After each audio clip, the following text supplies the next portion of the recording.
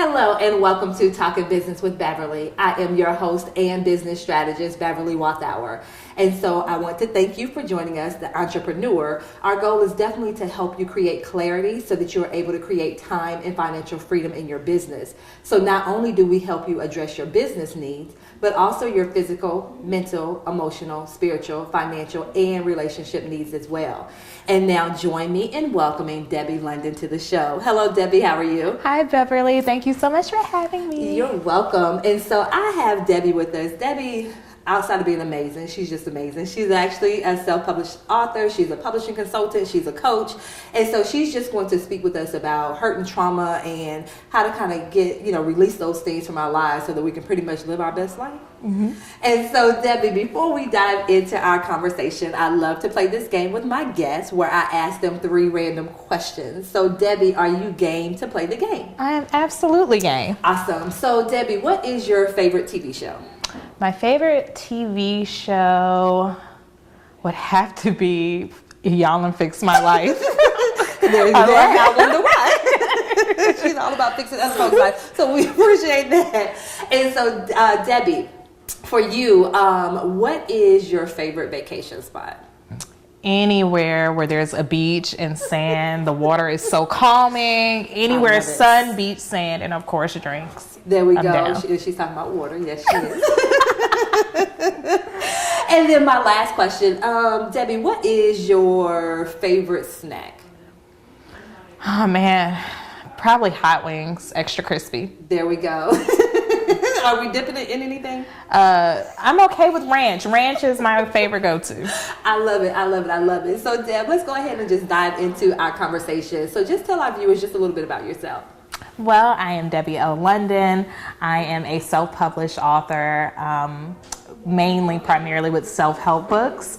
I enjoy helping others heal. That is my number one primary purpose. And in being a self-publishing consultant, I assist people with telling their stories so that they too can heal and spread the healing to others. So healing is my main umbrella through what I do as a self-publishing consultant. Is another branch of healing, and as a healing and clarity coach, of course, I am helping people unpack all of their issues so that they can move forward and get unstuck in all of their life issues. So that is me. I love it. And so, Debbie, how did you get started on this journey?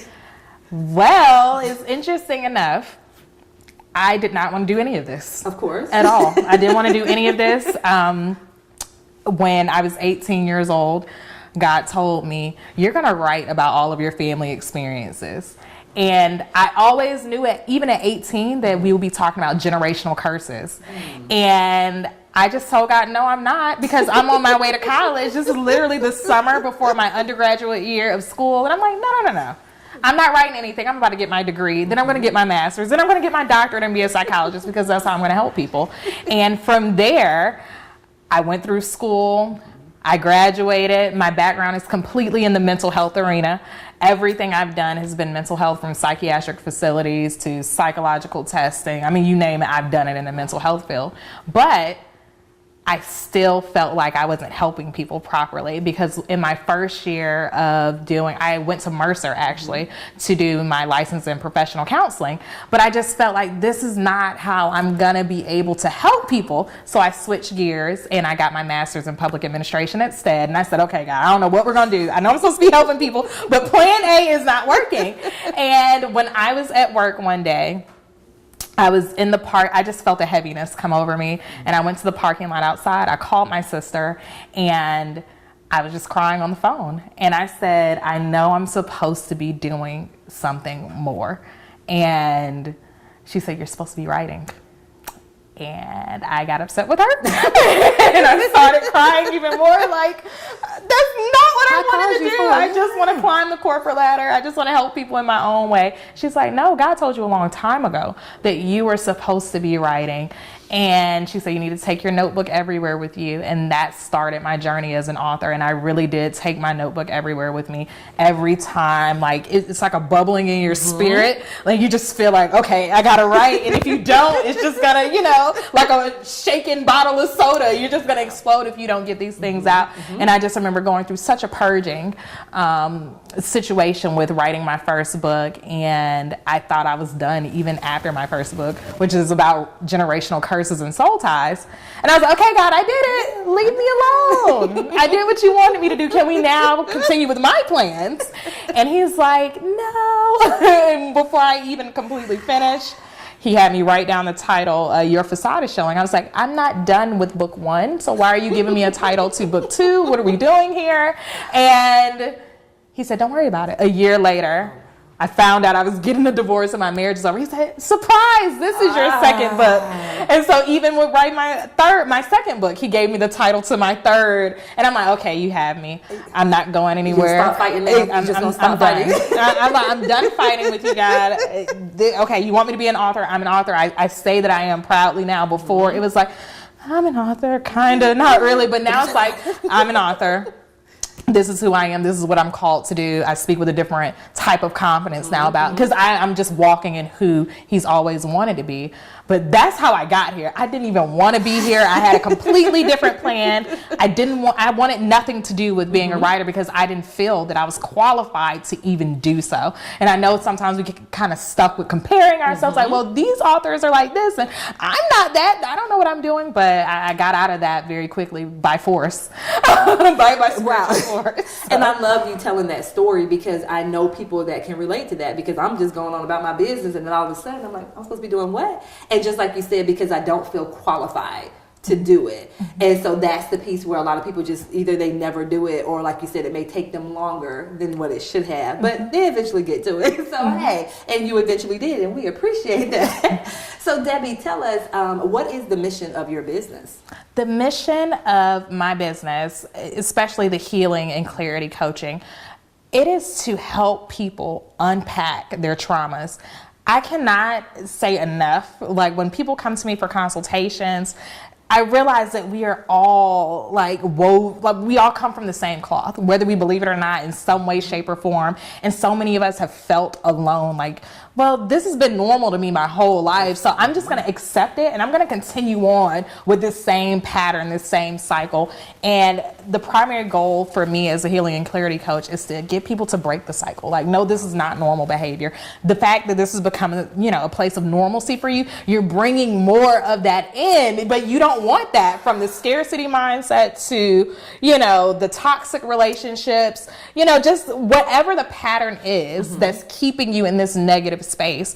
We can do something about it, but more than anything, there's a root to it. And my whole thing is about getting to that root, pulling it up and doing away with it. Like not just treating it, but completely, okay, we have to do some digging here. We have to dig this thing out and we have to throw it out. And then we have to do our maintenance. And I don't know why, but healing to me is like gardening. Where we're doing a lot of tilling of the soil, we're doing a lot of pruning, and then once we get that grass all nice and lush and green, weeds are still going to pop up, and that's where we do our maintenance. So That's true. I love it. Amazing. And so we're going to continue this conversation right after these messages.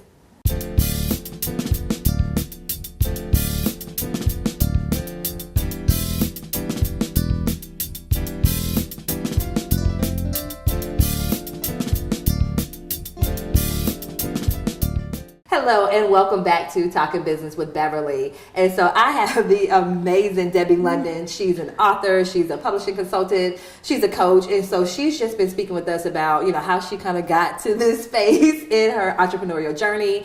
And then also she touched just a little bit about how she supports people. And you said a couple of words that are still ringing in my ear right now. So I want to delve just a little bit deeper into some of the things that you mentioned. So you mentioned soul ties, you mentioned trauma. First of all, what are soul ties? What is that? A soul tie is basically a spiritual connection that is negative.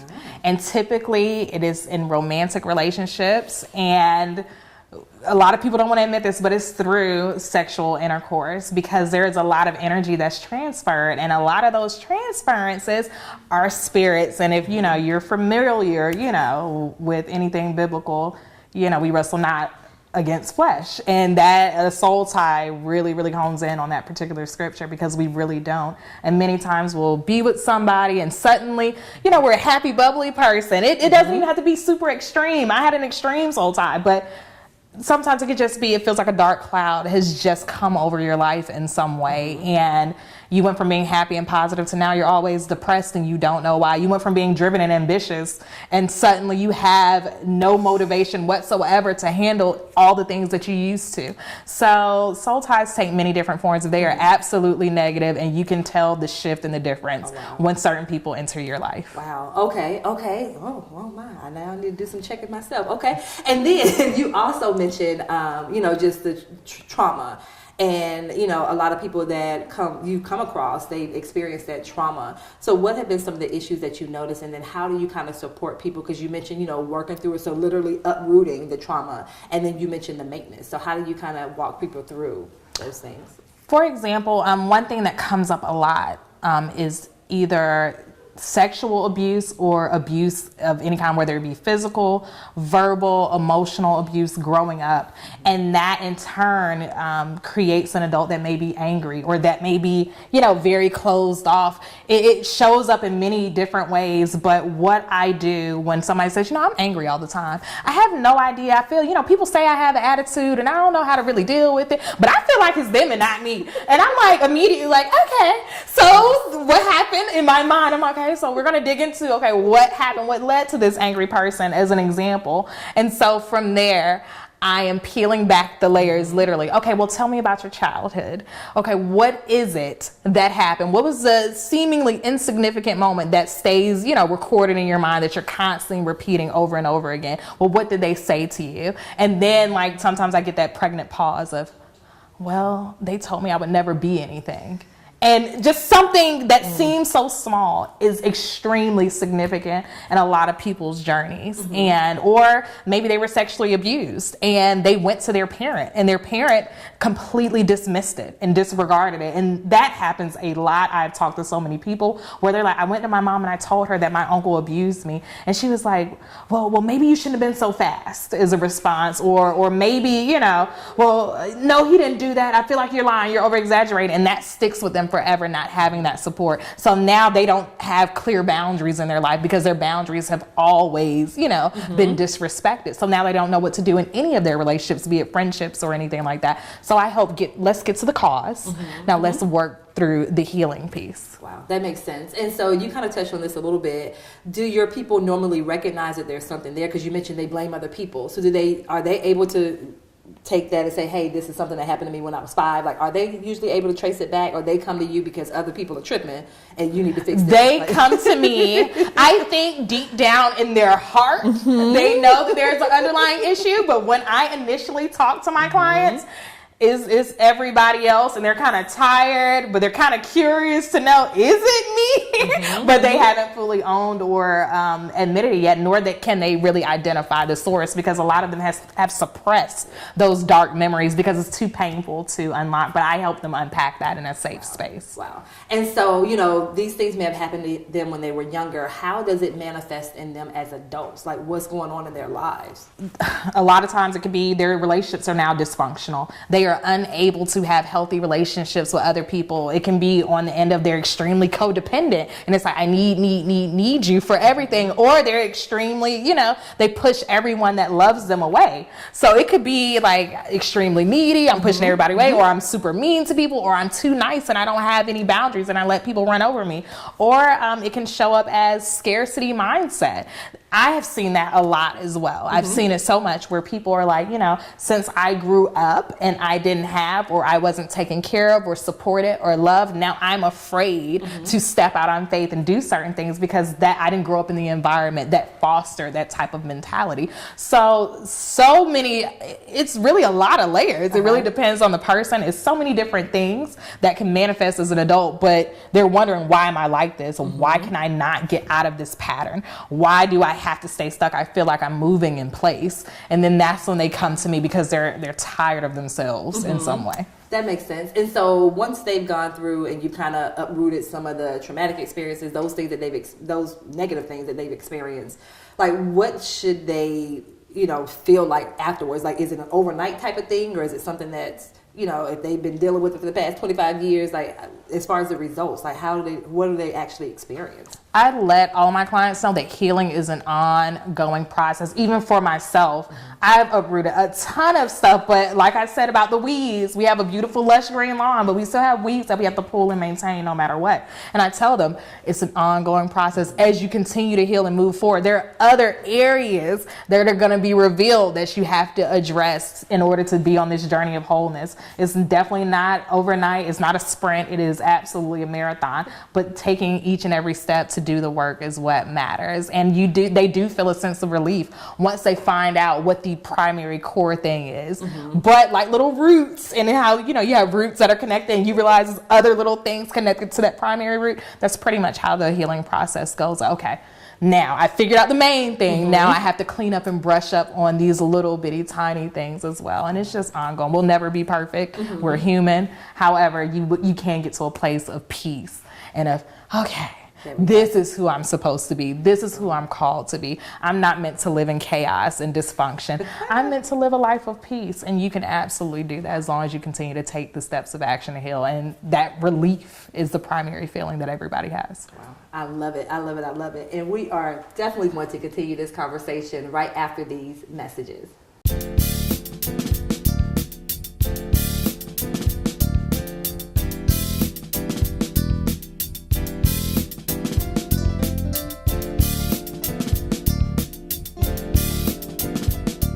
Hello and welcome back to Talking Business with Beverly. I am your host and business strategist. And so we've been having a conversation with Debbie London. Debbie is a self-published author. She's a publishing consultant. She's a coach.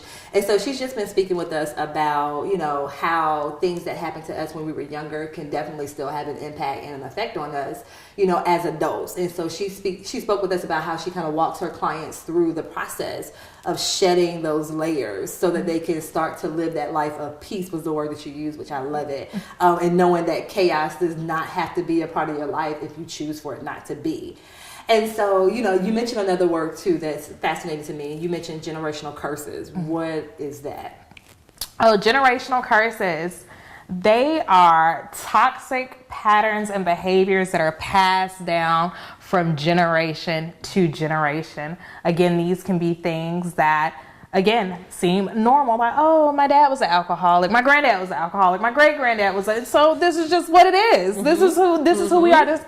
You hear it runs in my family. If somebody says something about a certain attitude or behavior and says it runs in my family, we can attribute that to being a generational curse. It is absolutely something that is negative. It could be a mindset. It could be a pattern of abuse because nobody checks it. And the reason why I know that God had me write about this and definitely shine a light on it is because he's tired of his people being in bondage. Like, there is absolutely somebody has to boldly step up and say, you know what, this is stopping with me. I'm not passing this on to my children anyway. I'm not passing on abuse. I'm not passing negativity. I'm not passing, stifling someone in their journey, because that's a generational curse as well. Like, hey, none of us went to college, or none of us, decide to take a leap of faith and do what it is we were called to do. So there's no need for you to either just get a job and, do what you're doing and take care of your family, and that'll be it. Like, no, we're called to do more and called to do greater. And a lot of generational curses consist on holding people back because they're too afraid. The generational curse of fear. Basically, so there are so many different things that generational curses could be. They're absolutely negative. You could trace it back. Like, I've been able to trace mine back in my family for sure, and I help other people do it as well. And through my first book, I have activities and writings to help people kind of like peel back the layers on their own. Like, okay, what things are going, based on my experiences, what can you think of that happened in your family, or behaviors that you currently have? Because either you can run toward the generational curse, or in trying to run away from it, you can create your own link in the cycle, and that doesn't help either. So I am very passionate about helping people break those habits and being a loud voice, because especially in our community, we would constantly hear, well, you got to be quiet. We don't talk about those things, and we brush things under the rug. But I'm like, nah. Well, we got to talk about it. We have got to heal. We have got to do the work necessary to unchain ourselves from generational issues. And we could trace it all the way back. I did link it to the Willie Lynch letter, hoax or not. Wow. Some still very valuable truths. I did that in my book as well, just to kind of give people a clear picture of how long things can go on if unchecked. So. And that makes so much sense. So for you, you deal with people that have had traumatic experiences. And so one outlet for them is to write a book. So what do you say to those people that are like, okay, Debbie, it's just too much. I don't want to hurt anyone. Like, how do you kind of walk them through if they choose to use that as an outlet to get it out? That's so funny. That is 99.9% of my clients. All of them are like, I'm afraid. Definitely they say, I don't want to hurt anyone from sharing my story. For number one, when it comes to sharing your story, that is your story. That is your experience and that is your truth. I never want anybody to shy away from their story. In a moment of transparency, because that's my tagline, transforming with transparency. My uncle said he would sue me. He threatened to sue me. And this is my oldest uncle whom I love dearly more than anything. He said he would sue me, but after he read my book, he said, you know what, this is going to help people. And although it was painful to read, it needs to be put out there so that we can break these curses. And I say the same thing to my clients. Like, first of all, you need to heal and fill the voids in your life, number one. And as you write and as you purge, it's going to allow you to move through that process. And number two, there's somebody waiting on you. Number one, they are waiting on you, somebody who's had your similar experience. And that's another thing. Some people feel like, well, this story has already been told before. No, because you haven't told it. Yes. Your words, everything else, you matter. And this, like, you are huge to somebody else's healing journey. So you're holding them up. I'm going to need for you to go ahead and write your story and get it out there so that you can heal and you can pass that healing on to those that need it, because they're going to have their eureka moment from reading your book. Like, I thought I was alone. Thank you. I needed this. And you've done your job. When you get the thank you, I needed this. Mm-hmm. Now, because of you, I was able to move forward in my journey. And I always try to encourage my clients, like, look, your story is your own. I need for you to not be in fear, because fear is the number one issue that we come across. I don't want people, I'm like, okay, well, when you had the experience and no one cared about hurting you, I need you to change names for legal reasons, but I also need you to be authentic. Authenticity is everything. When we try to sugarcoat and, baby things, it doesn't reach, it doesn't come across. But when you are real and you're raw and transparent, God, it just digs in for people and they love it. And they're like, you know what? I appreciate you being honest. I appreciate you not making this a frou-frou story, because I needed the raw and real, because that was my life experience. I love it. I love it. I love it. And so, Debbie, this has been an amazing conversation. So tell my viewers, how they can reach you. What's your email and what's your website? Okay. My website is debbiellondon.com. My social media handles for IG and Facebook and Twitter are at Debbie L. London. And you can email me at debbie@debbiellondon.com. I keep it very easy, very simple. Awesome. So once again, Debbie, I do want to thank you for joining us. Thank you so much for having me. I was so happy to be here. Yes. And so I also want to thank you, the viewers, for joining us as well. And remember, as entrepreneurs, you can definitely have that time and financial freedom in your business. Until next time, take care.